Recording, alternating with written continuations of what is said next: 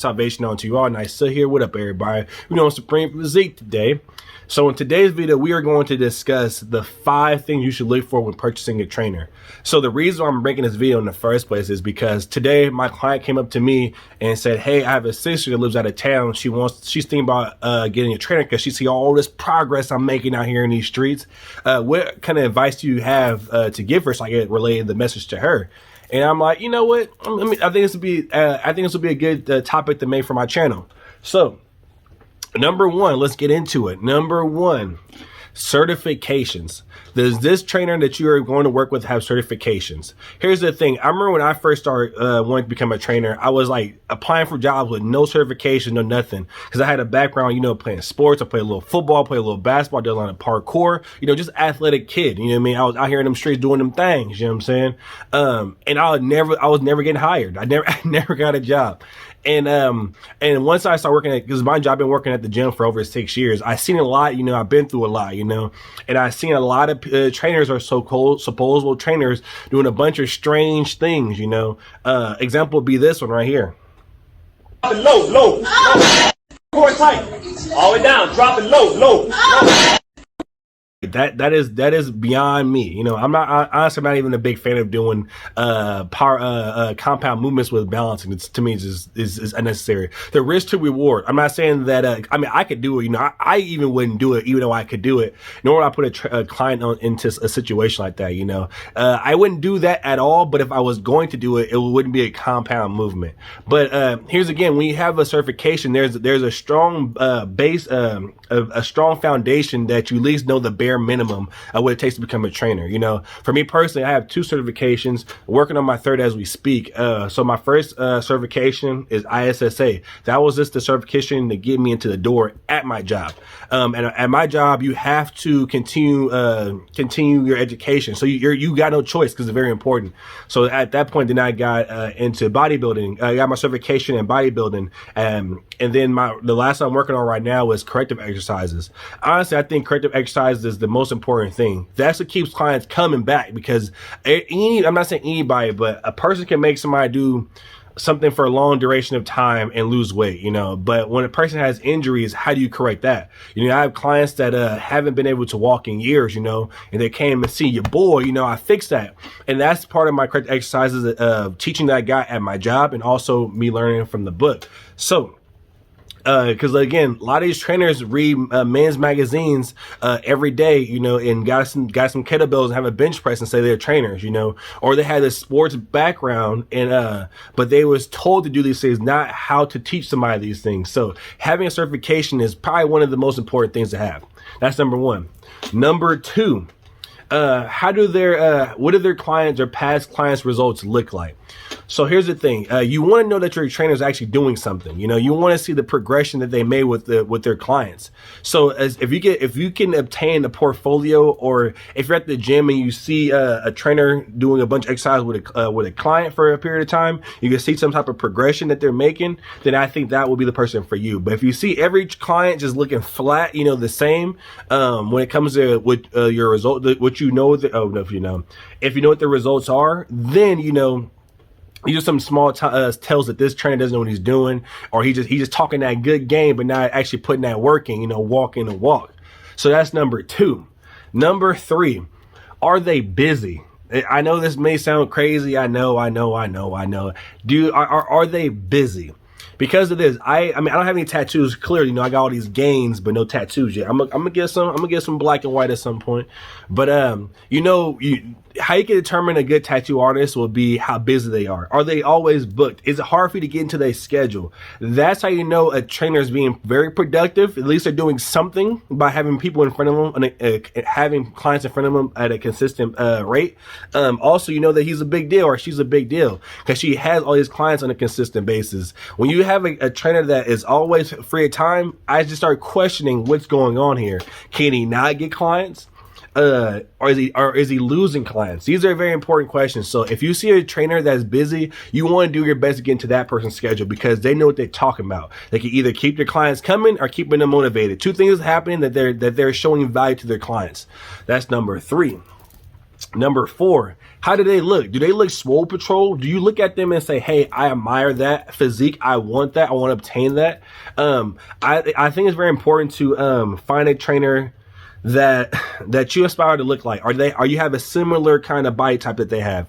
The reason why that's important is because when it comes to training someone that looks like that you look similar to, it's very easy to make those critiques for that person. You know, for me, like I'm a tall dude. Okay, example would be this.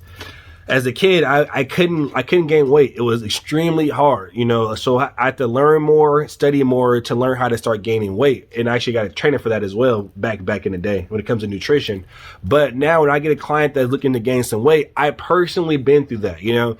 Like keep it a buck. It's plenty of trainers at my job that did a major transformation. I mean, I'm talking about they were like 200 pounds overweight and they lost weight and they became a trainer. So a lot of the overweight clients go to them because they can what's what I'm looking for? Yep, my brain ain't working right now. They've been through what they've been through. They can relate a lot easier than I could because, you know, I never gained that much weight before. It's almost impossible, you know. So like, again, granted, I understand, like, I know it's supposed to look a certain way. The real muscles up here, the knowledge that they have. But if the trainer can't produce that or show that in themselves, it's gonna be very hard for them to bring that out of somebody, out of their client. Because again, it's gonna be hard for a client to be, am I number 3, number 4? I don't even remember. I lost track. But it's gonna be very hard for you to tell a trainer to tell a client, hey, I need you to wake up in the morning and do some cardio, and you're looking at this dude like, yo, you got titties, man. What you talking about? You ain't doing it. Get out of here. You know, it's hard to motivate somebody that don't walk the walk and talk the talk. Alrighty. Number 4, how does a trainer look? Is the look you're looking to achieve, does that trainer have that kind of look that you're looking for? Does that trainer look like somebody that actually could talk the talk and walk the walk? Do they have that? Because a lot of times it's going to be very hard for a client to really believe a trainer that don't look the part. You know, if a person is saying overweight trainer, you know, titties all out, you know, sweating like crazy, you know, every time they move they got to tuck their shirts in, you know what I'm saying? Again, mind you, the strongest muscle we have is here. So I'm not saying they don't know nothing, but when it comes to motivating somebody, if you can't walk the walk, it's going to be very hard to motivate somebody to do it. The example be this. All right, I need you to wake up in the morning and do some more early morning cardio. Looking at your trainer like, cuz you ain't even done that. What you talking about? You know, that really exists. So does your trainer look like it's somebody that when you're working out, you can see them like like when you're doing a set with your client, you look at their physique and say, I'm trying to get that. You know, oh, look at his arms. I'm gonna do 5 more curls just to look like that, because that is motivational for them. These are things that you should look for with the trainer, you know. And last but not least, number 5. I lost it. Number 5, personality.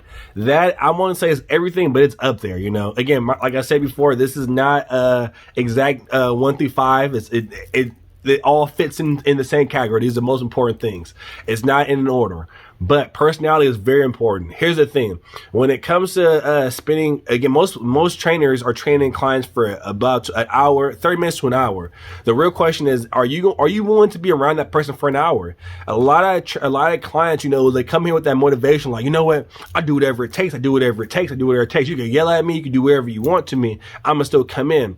Generally speaking, they don't really mean that. I mean, it sounds good. They watch these videos on TV or these TV shows, you know, and think that's what they need to be motivated to come into the gym.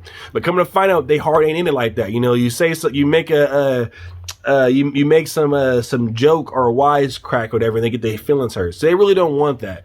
They want to be around someone that's motivating them, but yet it makes them feel comfortable. That's really important. So I treat, like, from what my style of training is the same way I train with my friends and my brothers or whoever I'm with that, like, is, you know, when it's your set, go ham, you know, but while we both taking our break, chop it up for 30 seconds. Yo, I'm hungry. We're going to eat after this. You know what I'm saying? 30 seconds. Hey, get to it. Kill it. I mean, put that mean face on there, you know, get that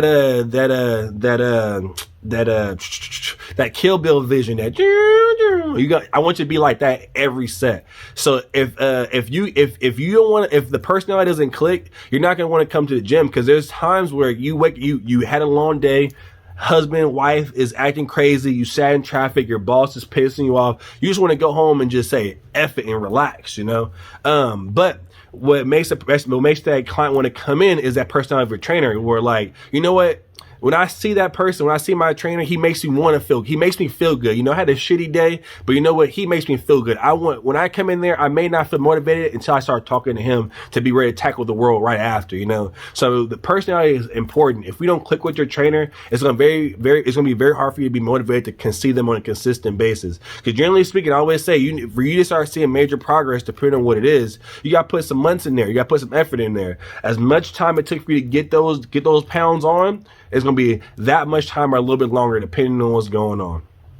Anywho, with that being said, that's my 5 reasons or 5 things you look for when purchasing a trainer or looking for a trainer. Don't forget to comment, subscribe, like, share.